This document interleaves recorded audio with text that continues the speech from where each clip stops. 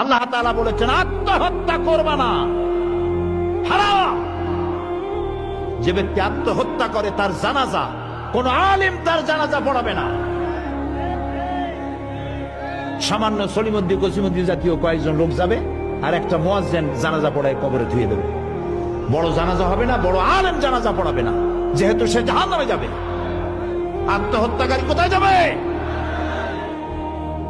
কিন্তু এই যুবক পোলাপানগুলি ওরা তো বোঝে নাই, ওদেরকে বুঝানো হইছে যে তোমরা যদি এই কামটা করো একেবারে বেহেশত তো যাবাই, মরার সাথে সাথে আল্লাহর সামনে গিয়ে হাজির হয়ে যাবে।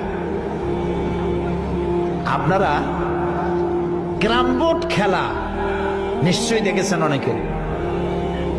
আর ভাই কইতে লজ্জা কি, আমিও তো খেলছি ছোটবেলায় ক্যারাম বোর্ড খেলা। এটা কি কোনো গুনাহ নাকি? আমিও খেলছি। ক্যারাম বোর্ড খেলাটা কি? বোর্ডের উপরে কতগুলি এরকমের গুটি থাকে, একটা থাকে লাল, ঠিক না? এখন বোর্ডের উপরে এই গুটিটা আমি মারতেছি, সামনে আর একটা গুটি, কিন্তু সামনের গুটিটা আমার মূল টার্গেট না।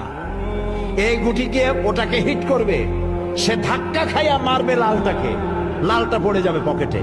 কিন্তু যে লালটা পকেটে পড়লো ওই বেচারা জানলো না যে আসলে মূল ধাক্কাটা কে মারছিল। কাজে এই যে যুবক পোলাপানগুলি ইসলামের জন্য জীবন দিতে, জীবন দেওয়া সহজ ব্যাপার না। কত বড় নেশা, পাগল বানায় এদেরকে। মরবার জন্য এসেছে, মরবে সে। একজনে নাকি মোষ খুব বড় ছিল, হাত দিয়ে মোষ এরকম উঁচা করিয়া তারপরে মদ খাইতেছে বহুত কষ্ট করে। তারপরে লোকেরা বললো, তো তুমি এত কষ্ট করে মদ খাইতেছো কেন, হাত দিয়ে মোষ এত উঁচা করে?